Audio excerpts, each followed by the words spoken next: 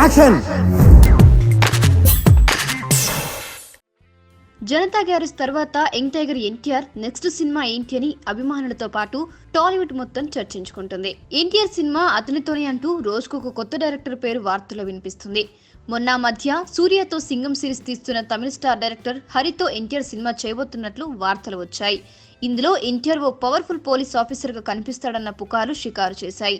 దీనిపై ఇంత కథ నడుస్తుంటే అసలు ఎన్టీఆర్ ఎవరో నాకు తెలియదంటూ షాక్ ఇచ్చాడు డైరెక్టర్ హరి.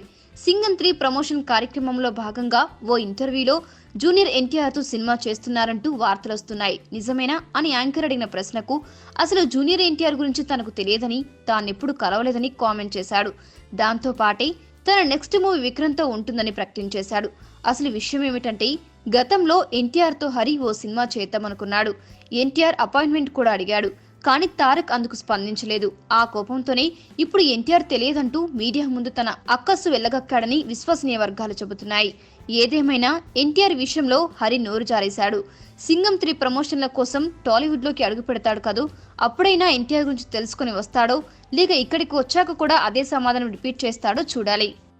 మీకు ఈ వీడియో నచ్చితే ఒక లైక్ కొట్టండి, లేకపోతే కామెంట్ చేయండి. బట్ సబ్స్క్రైబ్ చేయడం మర్చిపోకండి.